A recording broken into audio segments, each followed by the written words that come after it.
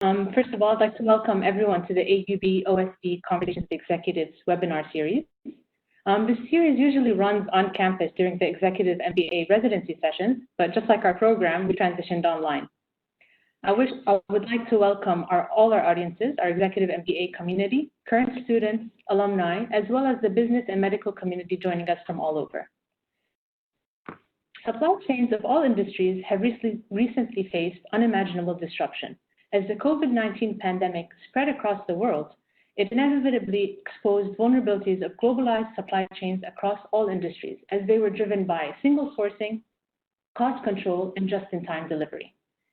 These exposed supply chain liabilities had tremendous repercussions affecting the healthcare systems from around the world, as they were unable to secure basic medical and pharmaceutical supplies during these difficult pandemic periods.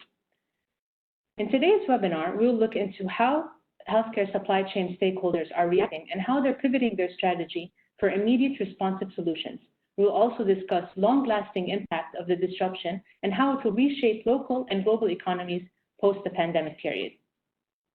Before I introduce our distinguished panelists, I would like to remind our audience, specifically the medical community, that by attending today's webinar, you'll be eligible for continuing medical education credit. If you haven't filled the required form yet, please email Dalia Name at the CME office to get more information. I believe the email is on the screen. Also, I would like to note that our discussion will take around 45 minutes, and with a 15-minute Q&A. Please feel free to write your questions in the Q&A section, and if you'd like to address your questions to a specific panelist, please specify it in the question. We hope to get to as many questions as we can towards the end. It gives me great honor to welcome our four guests. First of all, I'd like to welcome Dr. Victor Alaman. Victor is an associate professor of decision science at OSP and is an adjunct professor at New York University and Untitled. In his research, Victor uses advanced analytics to understand and analyze and optimize operations, supply chain, and pricing issues. Victor teaches operations management and sustainable supply chain management in the EMBA, and he also teaches decision models and pricing and revenue management.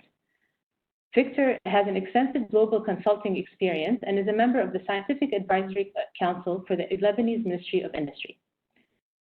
Also, I'd like to introduce Dr. Rula Kake. Rula has a doctorate in pharmacy and is currently the CEO of the Salus Vitae Group, a healthcare consultancy. She also teaches at Northwestern University in the Feinberg School of Medicine and is an affiliate faculty member in the Institute of Global Health and the Institute of Public Health and Medicine. Rula is particularly passionate and committed to improving access to medications across communities. Her work highlights the burden of drug shortages and the impact they have on patient care and the supply chain. I would also like to introduce Dr. Asad Eid. Asad is an associate professor in the Faculty of Medicine and Medical Center in AUB. He also leads the clinical science research in the field of diabetes, and he's co-founded the AUB Diabetes Center. Recently, Asad was appointed as an advisor to the President of Ministers of Lebanon, consulting on national research in scientific, medical, industrial, and environmental fields. I would also like to add, Asad is a recent graduate of our Executive MBA program. Finally, last but not least, I'd like to introduce Anna Maria Abirashid. Anna is a director of Materials Management Department at AUBMC, and Anna began her career as a registered nurse, whereby she acquired her clinical experience, and then she used to develop supply chain solutions for the hospital. Anna holds an MBA from AUB and is currently pursuing a master's degree in business and data analytics. So as we get started, I hope you all had a chance to answer the poll towards the right, as we'll be closing the poll in the next minute or so. But as we get started, I'd like to pose my first question to Dr. Alaman. To help us set us up and put the conversation into context, can you tell us a little bit more, due to the COVID-19 pandemic, what were the vulnerabilities exposed to the global supply chain?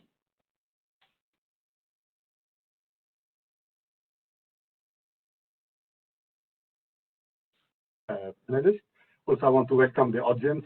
Some of them probably I know, but we cannot see them, unfortunately. So let me start by putting things in context.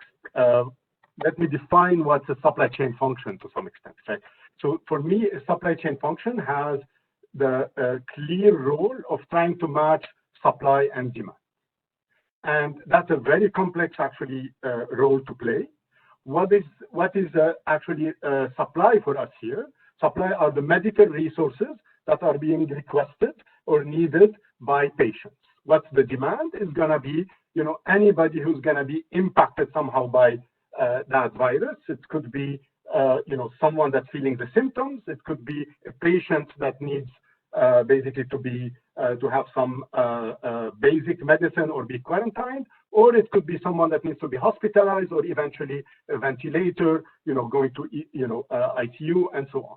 So basically, the complexity of the supply chain comes from the fact that you have on one hand demand that is unpredictable and unpredictable supply. Now, what I would like to emphasize from the beginning is that quickly we realized that this crisis management was in fact an operation and supply chain management crisis. And why I'm saying this?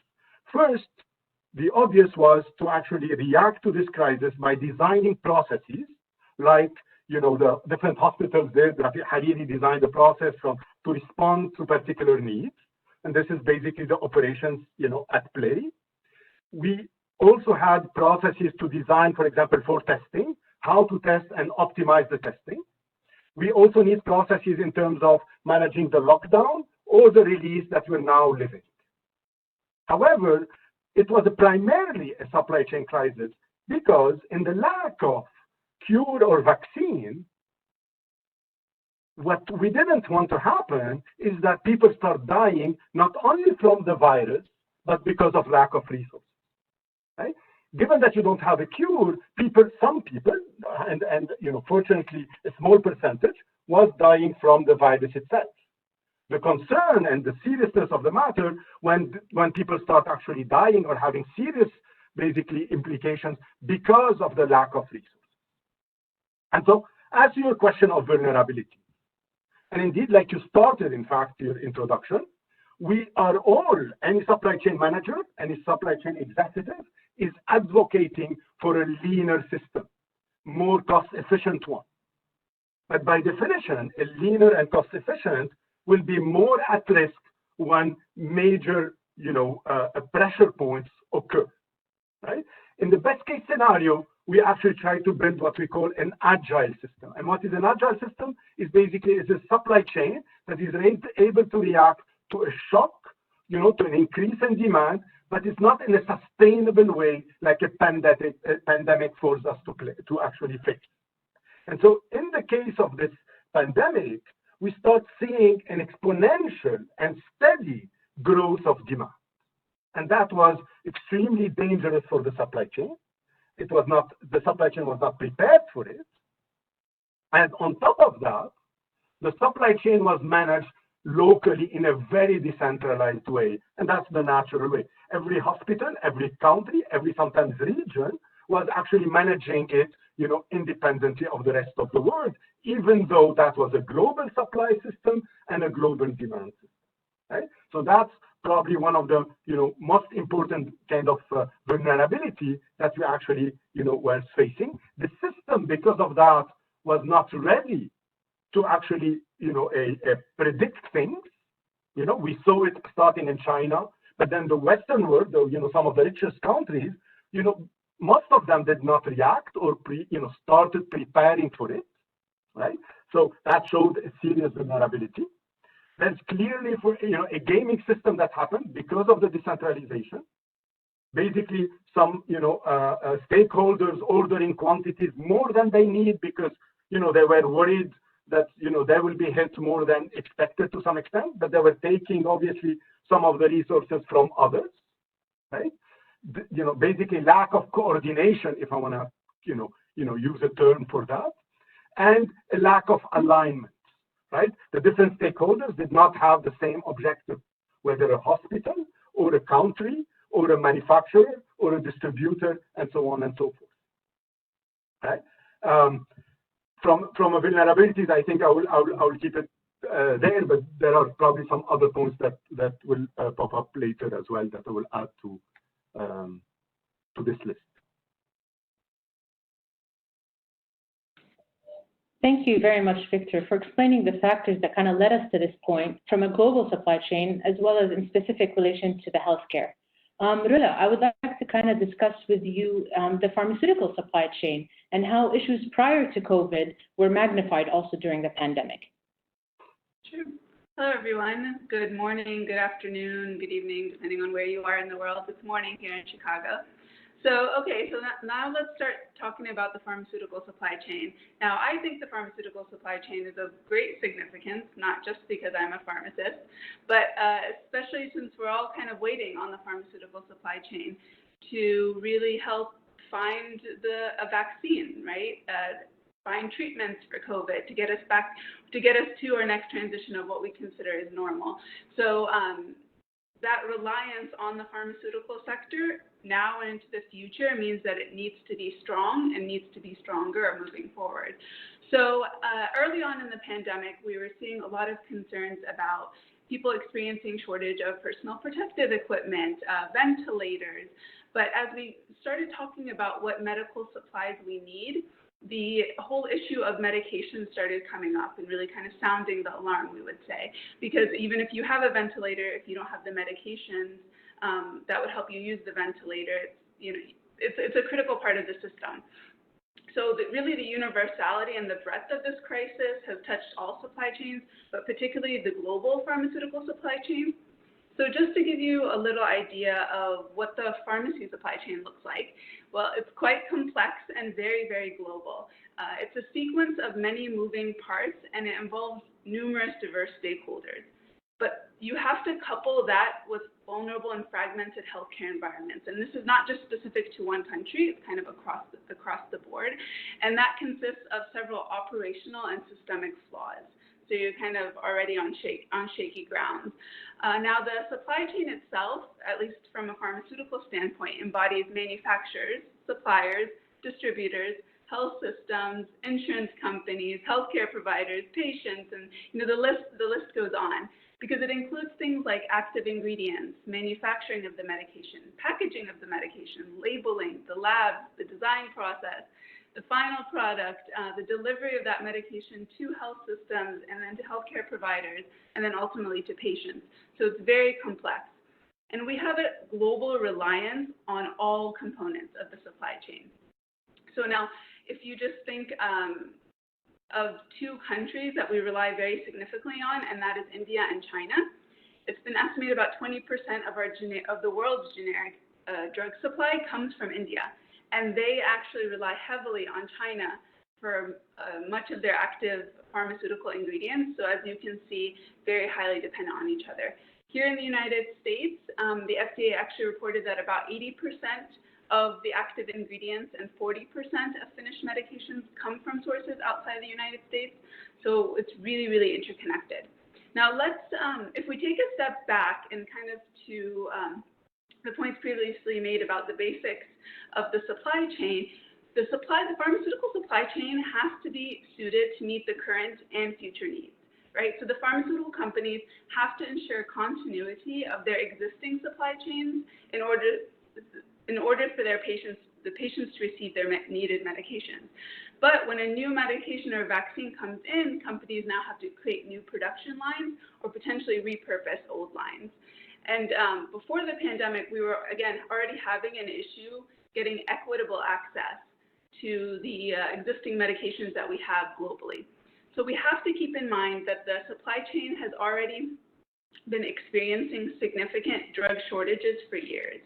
And so with hundreds of medications that were already in short supply, global crises create additional burden on the supply chain. And now when I say hundreds of medications, this isn't just, one specific country. The United States is also facing hundreds of medications that are short. Now, disruptions in the supply chain can result in a drug shortage. And a drug shortage, again, we're now talking pre-COVID, but it's still going to make sense in the COVID era or pandemic era.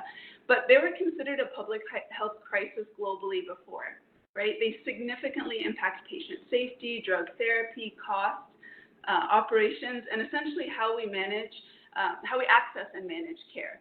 So if you think about it during a crisis, it's only intensified. If you kind of take a step back and think about the different medications that were susceptible or actually are on a drug shortage, they include antibiotics, cancer treatments, surgery, and cardiovascular medications, and we even experienced normal saline, right? So it seems very basic, and you can experience drug shortages to different extents. Now, the number and type of drug shortages can vary by region, country-specific or even region-specific within your own country, but the problem is universal. Now, the issue of drug shortage, it's not new. We've had drug shortages since we started manufacturing drugs, and we will likely always have them. But the concern here is that they occur at an alarming frequency. They remain high in number, and they're very long durations. So the peak of our drug shortage crisis was around 2011, at least here in the United States. And we've had drugs that have been on the shortage list since 2011. So it's quite significant. There are different reasons why drug shortages occur, and this is just important to keep in mind because you have to think that these issues aren't unidimensional. They're very multidimensional. There could be numerous reasons sometimes occurring. There might be sometimes one, often it's multiple. So it can include business decisions, manufacturing difficulties or delays, regulatory issues, recalls of products, natural disasters in certain cases, lack of available raw or bulk material, and really the list goes on and on.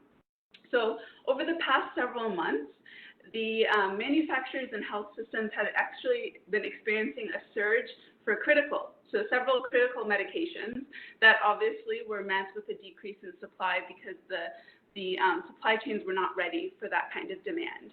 And so the types of medications that were sensitive were more towards the intensive and emergency care medications. Again, keep in mind there was already several hundred on the shortage. That didn't change, and then it was intensified with additional medications from on a very basic level, medications that needed to be used with the ventilators. So sedatives and paralytics kind of in preparation.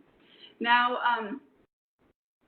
also when you experience a disruption in the pharmaceutical supply chain, that can also not only lead to drug shortages, but can actually delay or halt clinical trials, which we've actually seen also in the past few months. And that creates a barrier for future innovation. So continuous access really is not a guarantee, regardless of how important the drug is or where you may be. So that's a really big take-home point. And so wherever you are in the world, it is not, we rely heavily on this global supply chain.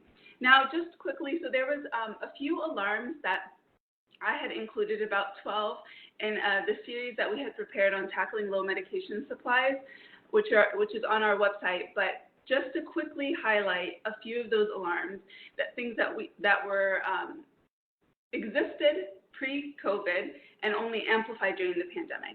And the first one is the disruption in the supply chain due to restricting imports and exports. And so remember, it's a global supply chain. And so the mere existence of these restrictions as an option now or into the future makes the supply chain susceptible to potential disruptions. It just does, especially if you rely very heavily on other countries for even one aspect of your supply chain.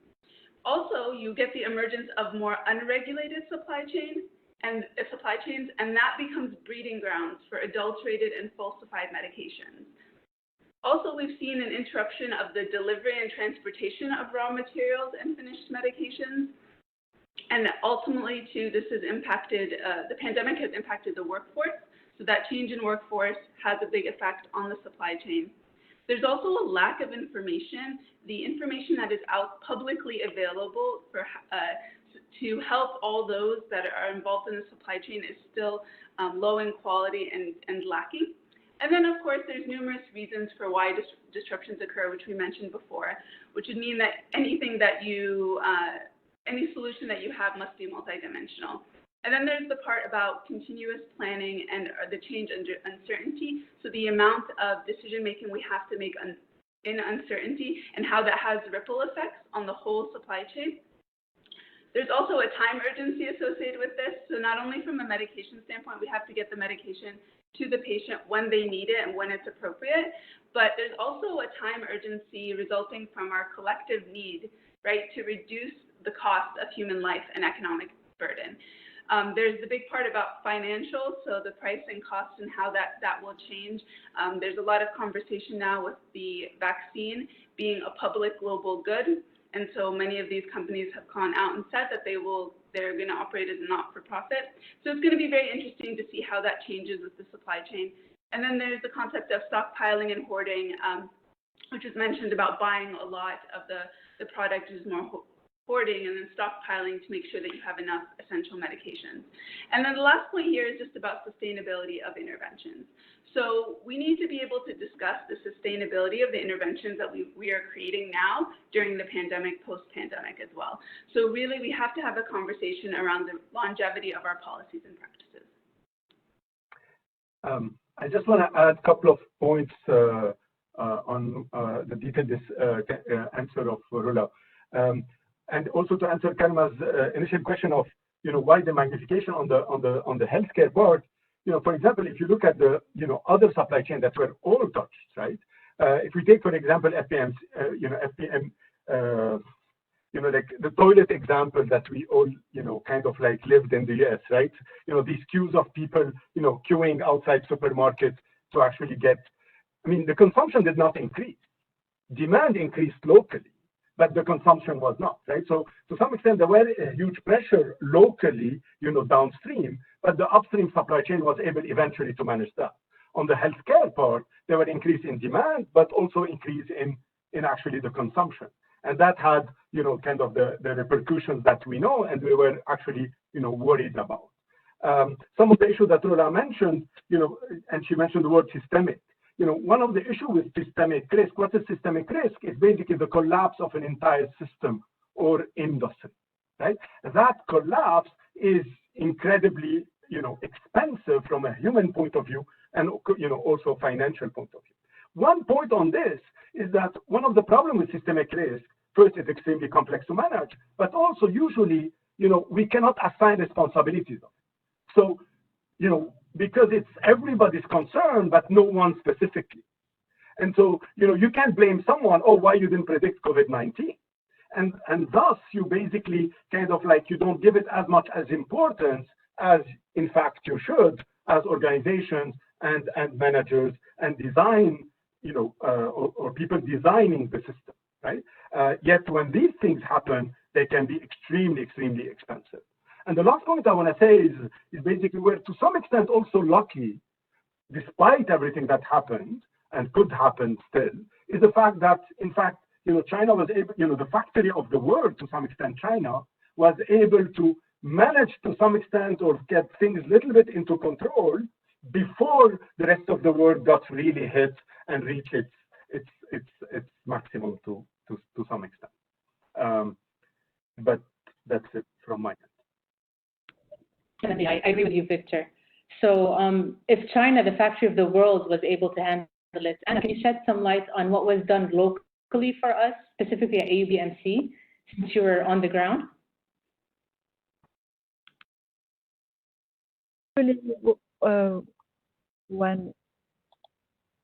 When we started, we were already working on the Lebanese import crisis occurring since October 2019. So we had a little bit of advantage regarding inventory. But later on, when COVID-19 they were identified, we found that our PPE situation is going to be a very big problem. And knowing what other countries went through, we had to immediately work with our clinical and safety members of the hospital, and we had to inform them that we don't have really capacity in case of patient surge. Or if anyone doesn't know what PPE means, it's personal protective equipment. And basically they consist of masks, gowns, and N95 masks, the most precious supply during this crisis.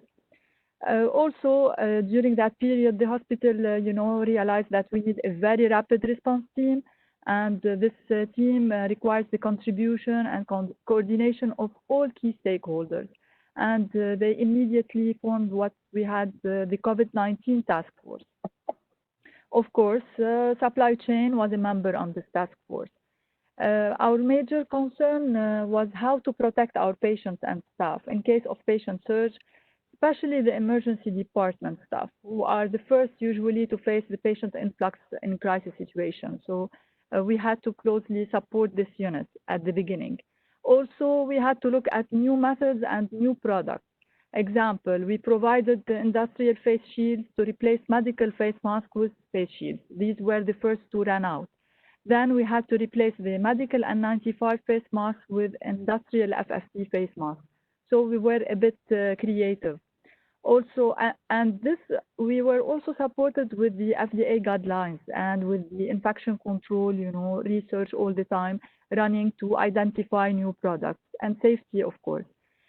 And when we were doing that, we had to validate our choices, and to do that, we had to go into an immediate and instantaneous, if you want, new product evaluation. And as my colleague stated before, that unregulated products, became very common. Example, like one supplier got us what they label as NK95, so that we take it as an N95 face mask. So we were, in a hurry, but we had to be careful. Also, during this time, when you buy a product, there was no way you can return it, in case it will fail you. Of course, we had to find new vendors during these times, because our traditional vendors had their stocks immediately depleted, especially after China stopped the production. So we had to find new people. And the most challenging came later because of the nature of this unknown virus. The guidelines kept changing, and we had to catch up until they said that the face masks are mandatory, the regular face masks. And when this happened, we had to get face masks in much more quantity, and we had to buy, a box of 50 masks for $50 instead of $5. So also, as my colleague said, the financial impact started, appearing when we had to, make enough stock. Of course, most important also, and this was, a very healthy practice, is to closely monitor our stock and to control consumption as much as possible. We had to make a log sheet of every single person who's putting a mask. We had to see if he's putting it for the right case, N95 especially. So we were really all over the place.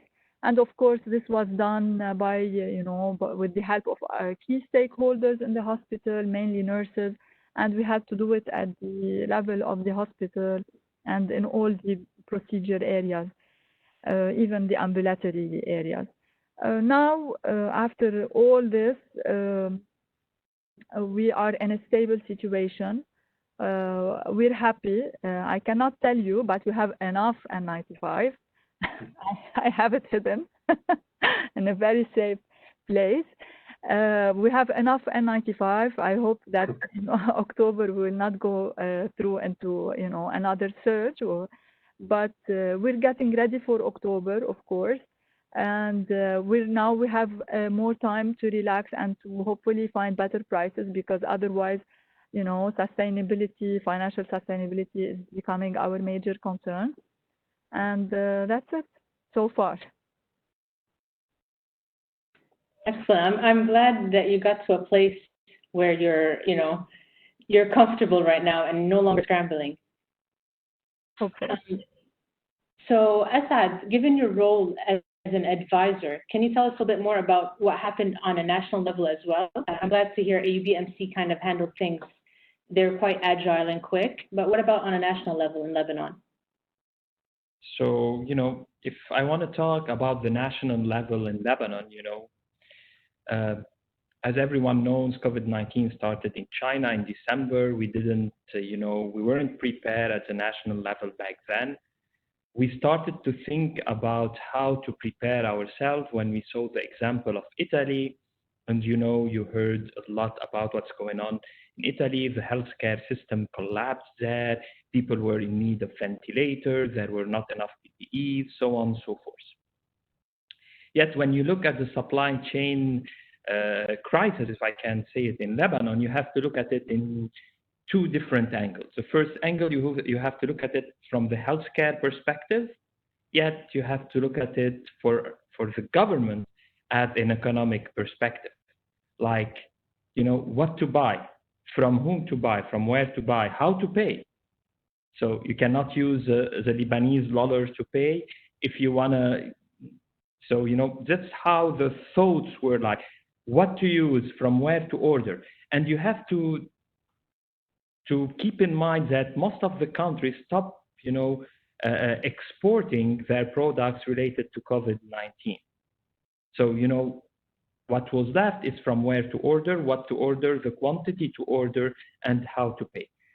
And the panic depleted all the stocks in Lebanon. So all the pharmaceutical industry had the small stocks. So people jumped in. The country was closed on March 3rd. The lockdown started on March 3rd. So everyone jumped on the stocks. Some hospitals didn't have any stocks. People, saw the face mask jumping from 1,000 Lebanese liras to 7,000 or 8,000 or even 10,000 because we had a very limited stocks. Hand sanitizing was the same thing. Ventilator was the same things. The PPEs were the same things.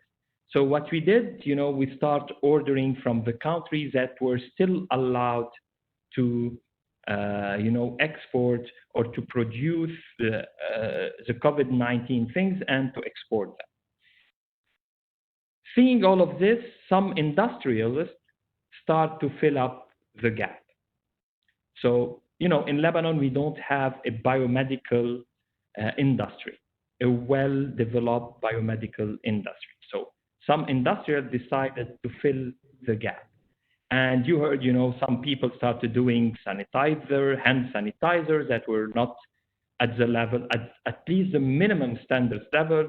You heard on all the news that some industrials turned their, they used to produce T-shirts, shirts. They turned to produce face masks, and they were everywhere in the supermarkets, like medical or surgical masks. And that was a kind of alarming for us. We don't need to have not standardized products in the market because that's as bad as not having at all anything. So from there, we decided to take action. And when you want to take action, also you have to keep in mind the need of the healthcare, the hospitals that can afford to receive patients with COVID-19. The only hospital at that time in March was Rafiq Hariri, while other hospitals start to prepare themselves, like AUBMC at that time were preparing themselves. So you need to give them the stock needed. Yet you have to think about legalizing and standardizing all the other stocks, and that's what we try to do. As I said, the biomedical product is not well developed.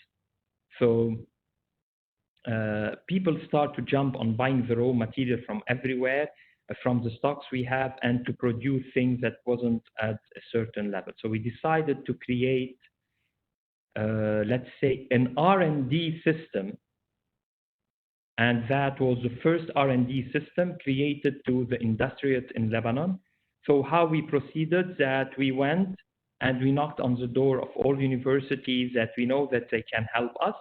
Because on top of studying the supply chain, you need to have the universities or people that can do the testing to tell you this is have the standards or not. So we knocked on the doors of some university, hospitals, some industrialists came and helped, and we formed what we call the Scientific Council for Industrialists that will assess them in COVID-19. And even we went beyond that, since they are going into biomedical industry, why not helping them on the long run and to have an R&D system that will create a kind of cohesion between academia and Lebanese industry. So this is how we did it. So we created a council that will help the industrialists and the government to study from a supply chain what is needed, and to go on from there in helping everyone to go into the COVID-19 industry. in this council, I believe Victor helped you along with it, correct? Victor was director of the supply chain management subcommittee. So really what we did is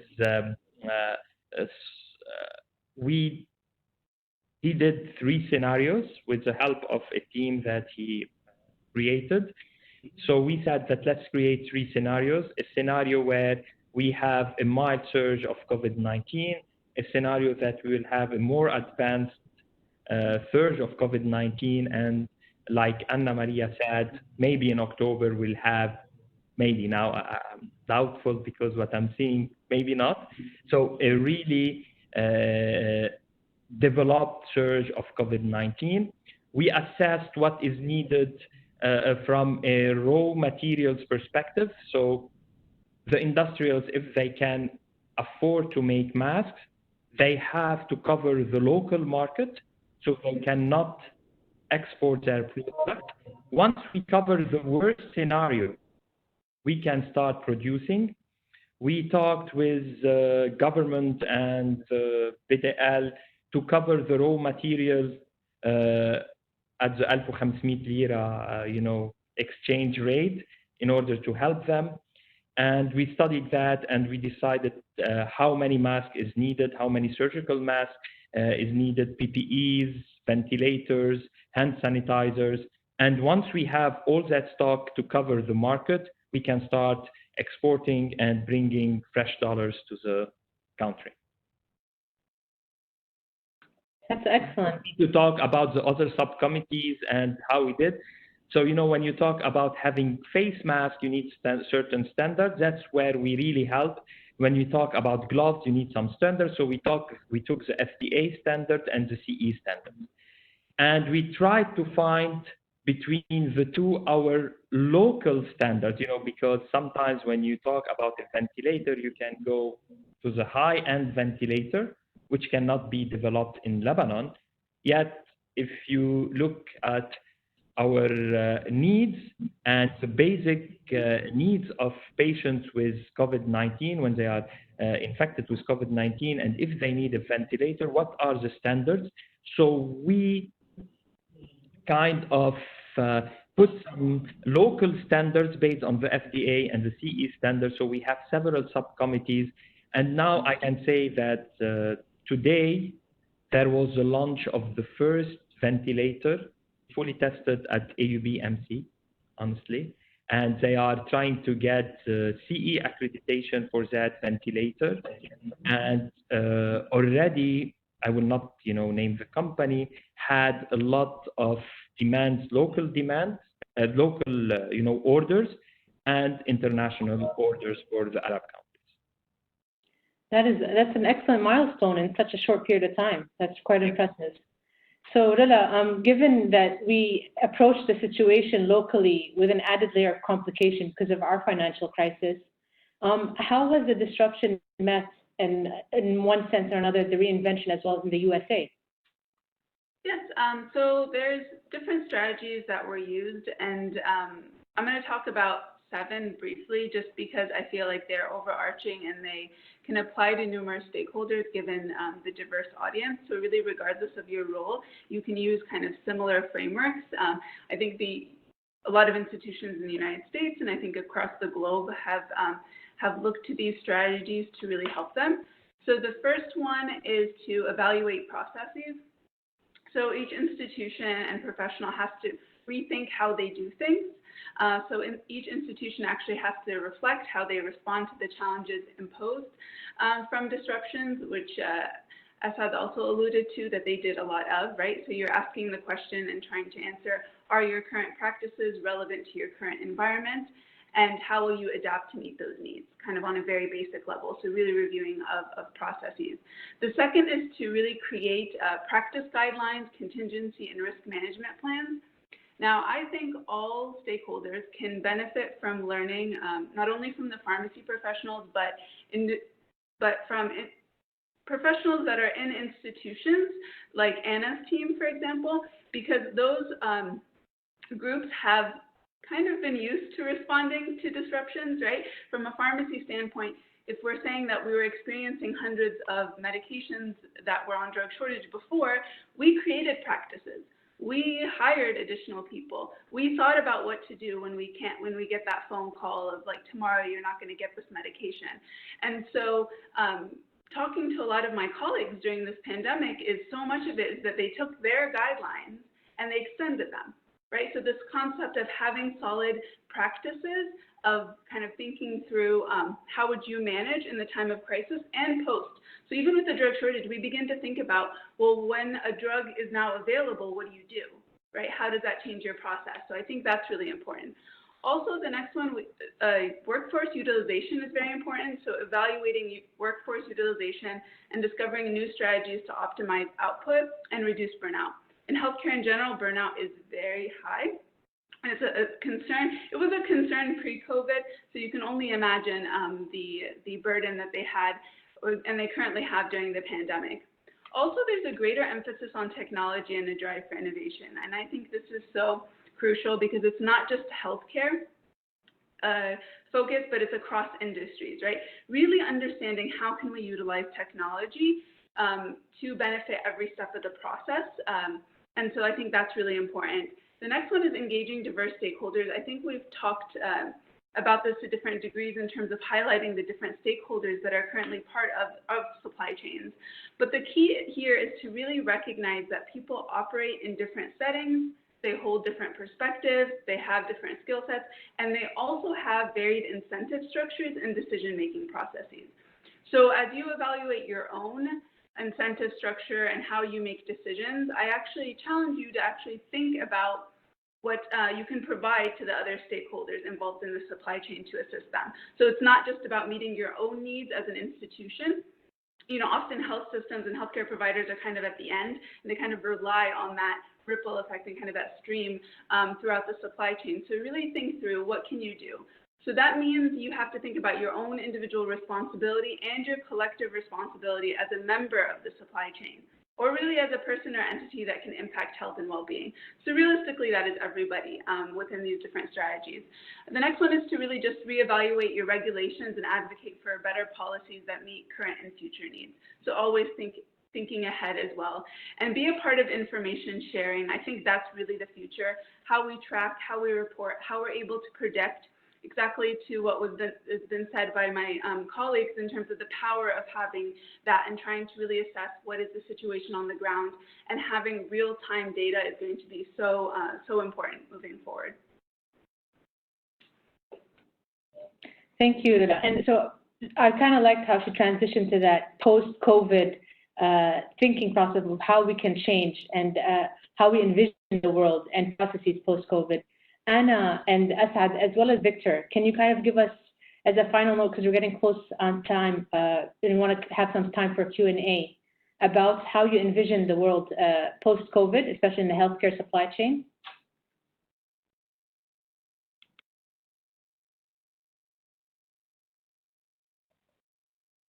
For the hospitals, I would say that we're going to be back to basics until the world recovers.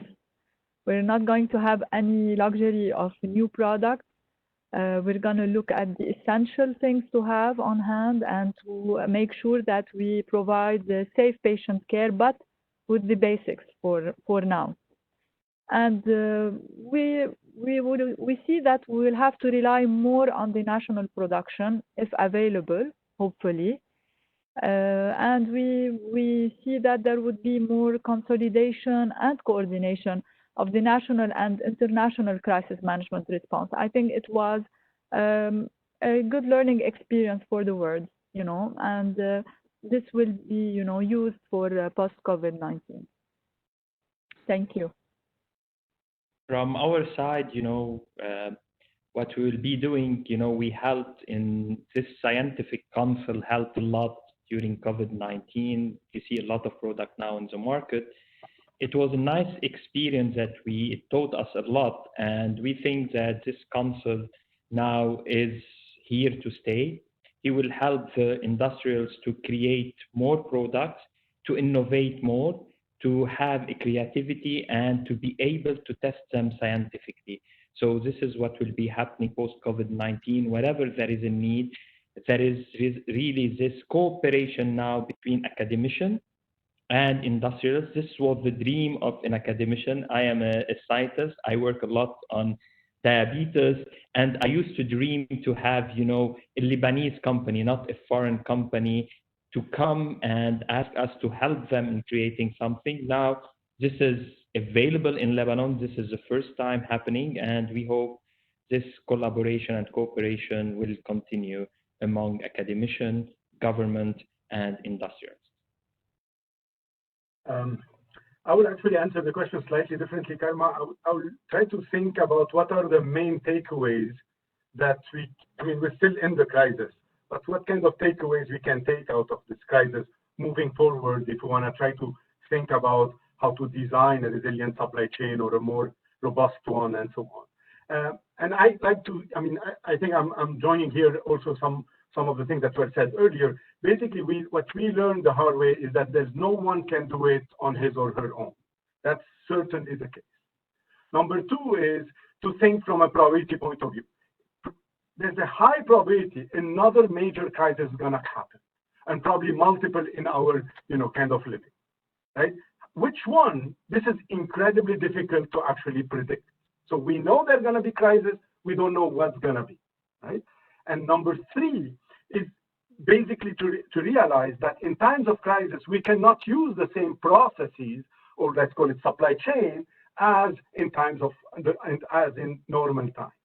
So we need to be aware. So I like to think of these not just as English statements, but principles, right? We cannot do it on our own. There's going to be other crises, and we need processes in place already, right, that are actually, to be used in times of crisis. And I like to think of these as the principles of the resilient supply chain that you want to build, worldwide. Create the right incentive for that. So we're talking here about completely different, completely different stakeholders, like Lola mentioned, from distributors to manufacturers to hospitals to government and so on. And we need to think of opportunities. If we only think that there's going to be a centralized decision maker that will say, you do this, you do that, it's going to fail, right? It has to be driven by incentives. And the number one incentive is opportunity. The same way, I like to compare that to the other crisis that we're living at a different time scale, and that is the environmental crisis. And the way the world is actually trying to think, at least, together. I'm not saying they're succeeding, but at least thinking together about handling that environmental crisis, right? To create what we call sustainable supply chains. I would like to expand the word sustainable to include a health dimension to that, and try to think about, building the right incentives and opportunities for the different stakeholders to actually build that flexibility that we need in times of crisis. I'll finish on an example. You can't ask someone build additional capacity just in case. It doesn't make sense, to some extent, economically speaking, unless you actually, this person can see, or this business can see, that in fact this additional capacity can generate revenues in normal times. However, it can be used and shifted to actually generate additional capacity for vaccine or for cure or for something else in times of crisis, right? So it has to be extremely balanced and well thought of. Otherwise, we're going to be in a reactive mode as opposed to a preemptive mode. Okay, so I just want to add as kind of the last for that. So I think post-COVID world is basically the world that we would like. So we have the opportunity to continue to design a world that is post-COVID, right? And so to me, that is going to be very data-driven. I think information sharing is going to be essential and critical in a post-COVID world. We're seeing stakeholders that may have not really talked to each other as much working together during COVID, which is incredible. And I think that, and because of this whole collective responsibility to ensure that we're all in this together and we need to find a solution. So I think that's powerful, because it's been enough time that people have started looking at their business models, assessing what they need to do. Where can technology play a role? Where can, again, that whole thought process of what does the next person need and how can I help them is going to be so interesting to, at least for me, looking forward. We've, utilize technology and kind of the world that we live in now is something that maybe pre-COVID we thought would take some time. So I think nothing is unrealistic anymore. And so I think post-COVID should include, how are we building our processes to not only be more efficient but not only to provide access, but to provide equitable access across the globe.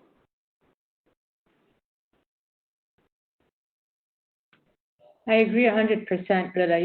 Sometimes when you're faced with crises, creativity and innovation kind of starts to take a front seat. And this is initially for survival, I think similar to what Asad initiated with him on a national level, but then it kind of creates ultimate long-term success and collaborations as well. So I think, there's a lot to learn. There was a lot of reinvention. When faced with disruption, people moved forward and didn't lift their hands up and get stopped.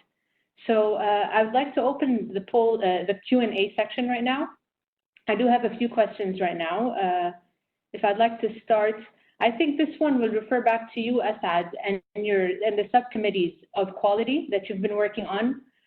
They say, how can you make sure that no hospital has bought or is using PPE that is below standard? And Anna, I think you might be able to refer to this as well. So, we leave the choice to the hospitals to buy their PPEs, but normally LIBNOR, which puts the quality for the industrials, will not allow anything to be sold if they don't have the LIBNOR tags, the Lebanese LIBNOR tag, except everything that is imported. And now even we took the extra step, everything that is imported is being tested at the Industrial Research Institute before being released to everyone. So this is what we can do at the level of the government for the moment. Anna Maria, do you guys take any precautions in testing quality and for the hospital? Yes, sure. We ask for certificates. We look at what standard they follow, the European or if it's FDA. And we try to do clinical evaluation as much as possible. And for PPE, it's a bit easier than other products. So this is what we're doing. Excellent. So I have another question. Rilla, this kind of falls right in line with what you were talking about, being technology and information sharing. So the question is, this might be the most advanced times where humanity is being equipped in terms of digital transformation technology, data gathering, and predictive modeling and using AI. How is technology used and data to match predictions and match them with the required demands? So doing exactly how you're saying, utilizing AI. But again, the technology is it's beneficial with the amount of the information that is available to it, right? Engineers and technology and those that work in that space can only design. They can design it that it looks perfect and could predict it to the extent possible. And it's tremendous how much technology can do in terms of what you know and yesterday I had a conversation with Microsoft and we were talking about kind of the role of technology and how it's so critical. But so much of it is what information becomes available to them to input in these models and what they're building. And so that's why it's so important to start to begin to think about, okay, well, if you have information and you're able to aggregate all this information, the output that technology is going to provide you is much higher quality and more beneficial to you. And so as you're building these systems, it's very important to recognize what is it that we need. From a health institution perspective in the US, we recognized early on in the drug shortage crisis that just having information from manufacturers notifying us that a drug will be in short supply in a certain amount of time was a tremendous time saver in terms of our ability to react. And so when technology is able to leverage that and use that, and that you get real-time data, so you have dashboards where you can see, are there certain drugs that are susceptible? Do I need to create an action plan? Are we foreseeing something that might happen to our supply chain, and can we react? It's not necessarily having, like Victor said, this whole production line that's available. It's very costly, but just knowing, okay, if I can't get my active ingredient from here, where can I go? So I think again, how we utilize that is also, we have a role to play in that in terms of data generation. I'll just add one thing, Karima, on that, is that, we tend to think also that technology is the solution to everything. The problem is that at the same time, I mean, technology is improving, and that's great. And indeed, information sharing is the name of the game if we want this technology to be actually productive. The problem is that the complexity of the system sometimes is even more complex than how much value the technology is bringing. So we're creating so much complexity in this world, and that's a good news in general, because you're able to have suppliers from all over the world and demand from all over the world. So global supply chain in general becoming extremely complex, that the advance in technology is not able even to follow that unless we have more transparency, right? We need visibility. If there is no visibility in the supply chain, it's going to remain complex, and the complexity is going to be much higher than how much value the technology can bring us.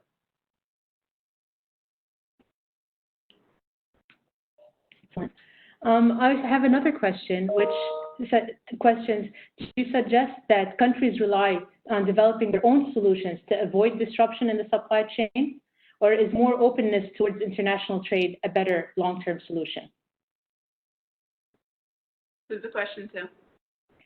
I think this is more to Victor. It was open for all, but I believe, Victor, you can take this question. Probably Rula has also a better insight, but the only answer I would have for that is that, I think we have plenty of examples to know that, the globalization, if I can, of supply chain, is in no return, right? This gives us, you're leveraging on so many different dimensions. You can take advantage of different technologies and so on. Just imagine now the vaccine that's going to be created. Most probably is going to be designed or done in some lab or a couple of labs, hopefully, in the world.